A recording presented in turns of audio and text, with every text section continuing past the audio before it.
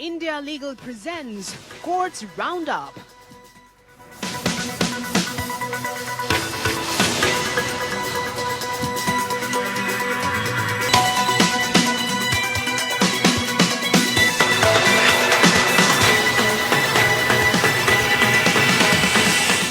नमस्कार, courts roundup देख रहे हैं आप और मैं हूं आपके साथ वक्ता दुबे। इस बुलेटिन में अगले आधे घंटे हम आपको कोर्ट से जुड़ी तमाम छोटी बड़ी खबरों से रूबरू करवाएंगे। कोर्ट की कार्यवाही और सुप्रीम कोर्ट से लेकर हाई कोर्ट और लोअर कोर्ट्स तक के फैसलों को हम आपके सामने रखेंगे। तो चलिए शुरू करते हैं courts roundup. India Legal presents Courts Roundup.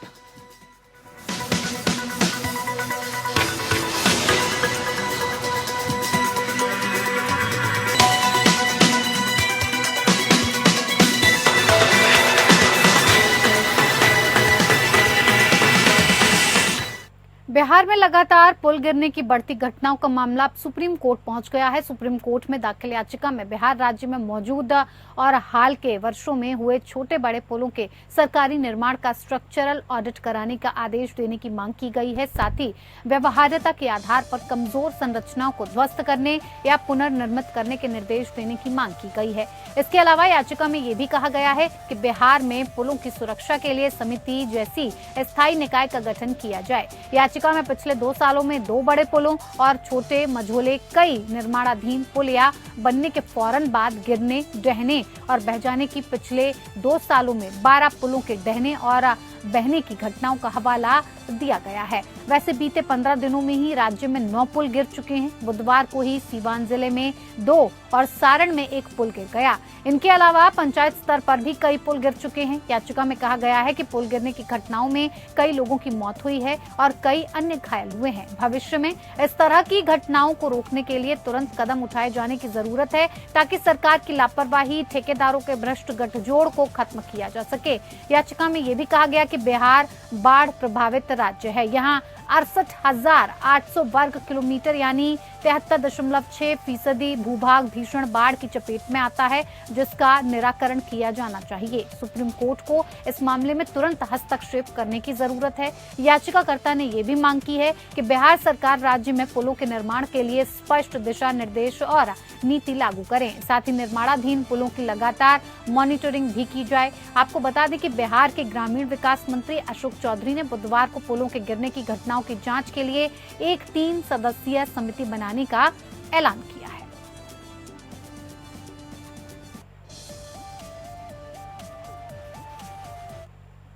NEET को फिर से आयोजित करने और नीट यूजी 2024 परीक्षा के परिणाम रद्द करने की मांग का विरोध करते हुए गुजरात के 65 मेडिकल स्टूडेंट्स द्वारा सुप्रीम कोर्ट में नीट को फिर से आयोजित न करने के लिए याचिका दायर की गई है। याचिकाकर्ताओं ने वर्तमान परिणामों के आधार पर मेडिकल एडमिशन जारी रखने की मांग की, जिसमें परीक्षा में अनुचित तरीके अपनाने वालों को शामिल नहीं किया गया।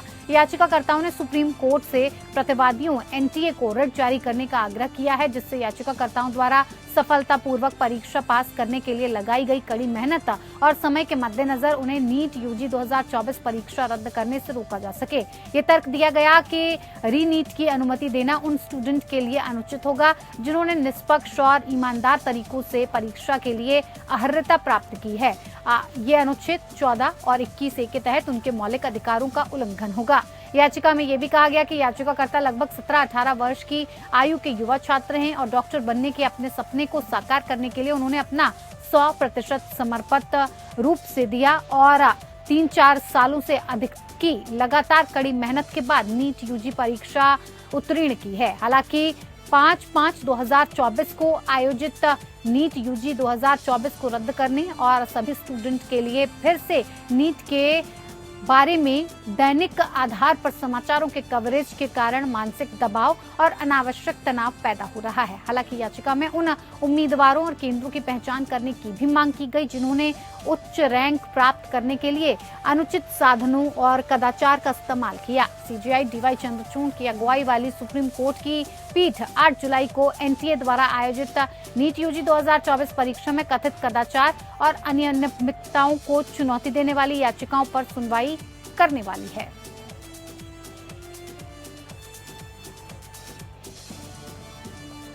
सुप्रीम कोर्ट ने मध्य प्रदेश हाई कोर्ट के उस आदेश पर नाराजगी जताई जिसमें 70 वर्षीय बीमार व्यक्ति की सजा निलंबित करने की याचिका पर विचार करने से इनकार करते हुए लापरवाही बरतने का फैसला किया गया। याचिकाकर्ता को जमानत देते हुए सुप्रीम कोर्ट ने कहा कि निश्चित अवधि की सजा के मामलों में सजा निलंबित करने की याचिका पर उदारतापूर्वक विचार किया जाना चाहिए जब तक कि कोई असाधारण परिस्थिति न पैदा हो। न्यायालय 70 वर्षीय व्यक्ति की याचिका पर सुनवाई कर रहा था जिसकी दृष्टि लगभग 90% गई हुई है। याचिकाकर्ता को दंडनीय अपराधों के लिए दोषी ठहराया गया। याचिकाकर्ता ने उस पर लगाए गए कुल 4 वर्षों के कठोर दंड में से 2 वर्ष की सजा काट ली है। उसने दोष सिद्धि के विरुद्ध अपील लंबित रहने तक सजा के निलंबन की याचिका दायर की।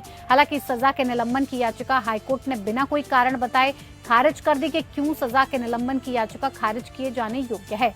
इस तथ्य पर गौर करते हुए कि याचिकाकर्ता ने उस पर लगाई गई सजा के 2 साल पहले ही काट लिए हैं, न्यायालय ने कहा कि हाईकोर्ट ने बिना किसी विचार के एक रूढ़िबद्ध आदेश पारित किया क्योंकि उसने किसी भी असाधारण परिस्थितियों के बारे में कुछ नहीं कहा। न्यायालय ने कहा, हम इस तथ्य पर गौर करते हैं कि हाईकोर्ट बिना किसी विचार के रूढ़िबद्ध आदेश पारित करते हैं। हाईकोर्ट को ये समझना चाहिए कि याचिकाकर्ता 70 वर्ष का है और उसे दी गई अधिकतम सजा के 4 वर्षों में से 2 वर्ष की सजा वो पहले ही काट चुका है। हाईकोर्ट के इस तरह के लापरवाह रवैये के कारण देश की सर्वोच्च अदालत के समक्ष ये विशेष अनुमति याचिका दायर की गई। न्यायालय ने कहा कि अगर ट्रायल कोर्ट द्वारा दी गई सजा निश्चित अवधि के लिए है तो सामान्यतः अपीलीय न्यायालय को सजा के निलंबन की याचिका पर उदारतापूर्वक विचार करना चाहिए जब तक कि मामले के रिकॉर्ड से ऐसी राहत से इनकार करने के लिए कोई असाधारण परिस्थितियां सामने न आ रही। खबरों में आगे बढ़ेंगे। बॉम्बे हाई कोर्ट ने पूर्व जज जस्टिस सुनील शुक्रे की अध्यक्षता वाले महाराष्ट्र राज्य पिछड़ा वर्ग आयोग या MSBCC को नोटिस जारी किया जिनकी अनुशंसा पर महाराष्ट्र सरकार ने सामाजिक और आर्थिक रूप से पिछड़े वर्ग या SEBC अधिनियम के माध्यम से सार्वजनिक सेवा और शिक्षा में मराठा समुदाय को 10% आरक्षण देने का फैसला किया था। चीफ जस्टिस देवेंद्र कुमार उपाध्याय की अध्यक्षता वाली 3 न्यायाधीशों की पीठ ने मराठाओं को आरक्षण देने वाले SEBC अधिनियम को चुनौती देने वाली याचिकाओं के समूह में MSBCC को प्रतिवादी बनाया। जस्टिस गिरीश कुलकर्णी और जस्टिस फिरदौस पूनीवाला की पीठ ने ये कहा है अपने आदेश में कि हम आयोग को पक्षकार बनाने की अनुमति देते हैं। हम आयोग को नोटिस भी जारी करते हैं जिसका जवाब 10 जुलाई को दिया जाना है। पीठ वकील सुभाष झा और गुणरतन सदावर्ते द्वारा दायर 2 अंतरिम आवेदनों पर विचार कर रही थी जिसमें आयोग को कार्यवाही में पक्षकार बनाने की मांग की गई थी। दोनों ने दलील दी कि आयोग याचिका में आवश्यक पक्षकार है क्योंकि आयोग की रिपोर्ट के आधार पर ही राज्य ने मराठों को आरक्षण देने के लिए SEBC कानून बनाया था। उनकी प्रार्थनाओं का समर्थन राज्य सरकार ने भी एडवोकेट जनरल बीरेंद्र सराफ के माध्यम से किया गया जिन्होंने ये कहा कि विशेषज्ञ निकाय होने के नाते आयोग अपनी रिपोर्ट को बेहतर तरीके से समझा सकता है क्योंकि सभी याचिकाकर्ताओं ने रिपोर्ट, कार्यप्रणाली, निष्कर्षों और रिपोर्ट्स में शामिल आंकड़ों पर हमला किया। इसीलिए पीठ ने याचिकाकर्ताओं को याचिकाओं में MSBCC को पक्षकार के रूप में शामिल करने की अनुमति दी। पीठ ने MSBCC को 10 जुलाई को उसके समक्ष उपस्थित होने का भी आदेश दिया जिसके बाद उसे याचिकाओं पर अपना जवाब दाखिल करने का आदेश दिया जाएगा।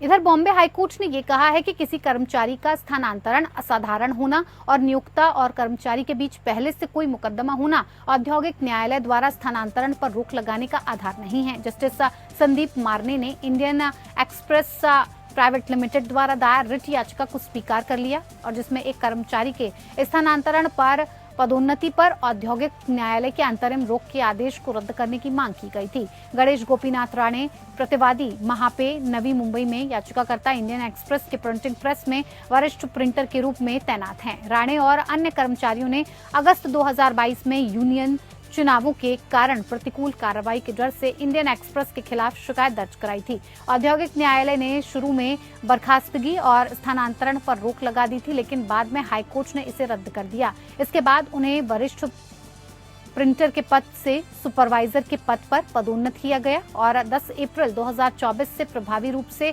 औरंगाबाद के वालुंज प्रिंटिंग प्रेस में कंपनी के उत्पादन विभाग में स्थानांतरित कर दिया गया।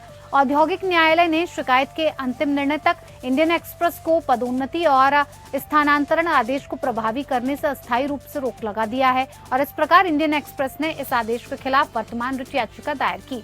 न्यायालय ने कहा कि एक बार स्थानांतरण के लिए प्रशासनिक आवश्यकता का मामला स्थापित हो जाने के बाद न्यायालयों द्वारा हस्तक्षेप सीमित हो जाता है जब तक कि व्यक्तिगत पूर्वाग्रह या दुर्भावना का प्रदर्शन न हो। न्यायालय ने कई निर्णयों का हवाला दिया जिसमें दुर्भावना का आरोप लगाने वाले व्यक्ति पर उच्च स्तरीय सबूत पेश करने का भारी बोझ होने पर जोर दिया गया। ये नोट किया गया कि दुर्भावना के आरोपों को पुख्ता तथ्यों द्वारा समर्थित किया जाना चाहिए और ये आक्षेप या अस्पष्ट सुझावों पर आधारित नहीं हो सकता है।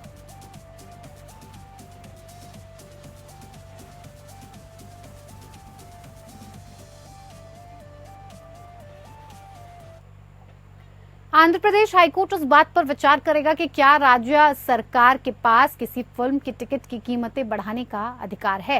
ये सवाल जनहित याचिका में उठाया गया। उक्त याचिका में 27 जून को सिनेमाघरों में रिलीज हुई फिल्म कल्कि 2898 AD के लिए एंट्री रेट बढ़ाने के आंध्र सरकार के फैसले को चुनौती दी गई है।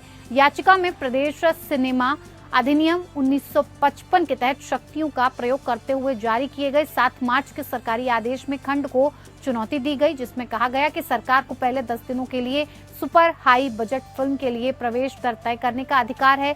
प्रभास स्टारर इस फिल्म को कथित तौर पर 600 करोड़ रुपए के बजट पर फिल्माया गया। जनहित याचिका में इस तथ्य पर आपत्ति जताई गई कि सरकार ने कल्कि के संबंध में 10 नहीं बल्कि 14 दिनों के लिए कीमत तय करने का विकल्प चुना है। ये मल्टीप्लेक्स एसोसिएशन ऑफ इंडिया बनाम आंध्र प्रदेश राज्य सरकार का संदर्भ देता है जिसमें सिनेमा एसोसिएशन ने GOMS को इस आधार पर चुनौती दी कि एंट्री रेट तय करना राज्य के अधिकार क्षेत्र में नहीं है। हाईकोर्ट ने मल्टीप्लेक्स एसोसिएशन के पक्ष में फैसला सुनाया जिसमें कहा गया कि हालांकि इस मुद्दे पर गहन विचार की आवश्यकता है लेकिन प्रथम दृष्टया ऐसा लगता है कि एंट्री रेट पर विचार करते समय ऑनलाइन बुकिंग जैसी सुविधाओं को शामिल नहीं किया जा सकता और केवल लाइसेंसिंग प्राधिकरण ही दर तय करने के लिए अधिकृत है, न कि सरकार। याचिकाकर्ता ने तर्क दिया कि लोग टिकट की कीमत वहन करने में असमर्थ हैं और उन्होंने निर्देश मांगा कि यदि जनहित याचिका को अनुमति दी जाती है तो निर्माता द्वारा लिया गया कोई भी अतिरिक्त पैसा वापस कर दिया जाएगा। इस प्रकार केंद्र, राज्य और फिल्म के निर्माता को नोटिस जारी किए गए।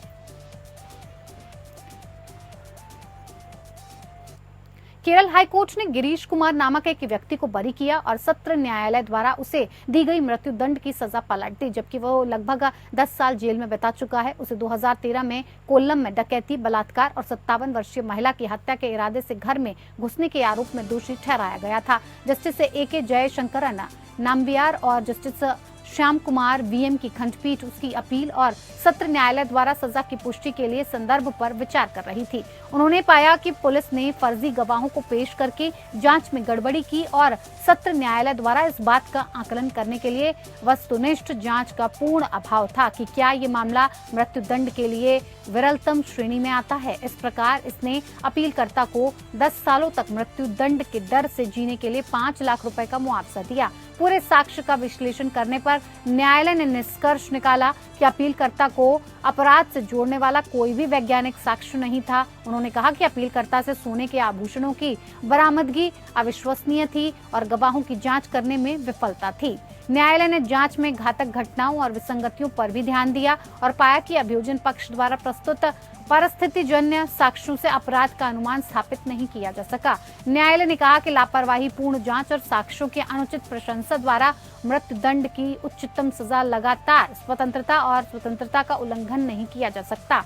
कोर्ट ने ये कहा कि हमने इस तथ्य पर भी ध्यान दिया कि 10 साल से अधिक की कैद की सजा के दौरान उसके द्वारा झेली गई बदनामी उक्त अवधि में जीने की आघात और मौत की सजा के हमेशा मौजूद खतरे से और भी बढ़ गई, जिसने अपीलकर्ता के लिए जीवन को और भी दयनीय और निराशाजनक बना दिया। कोर्ट ने राज्य सरकार को अपीलकर्ता को मुआवजे के रूप में 5 लाख की राशि का भुगतान करने का निर्देश दिया।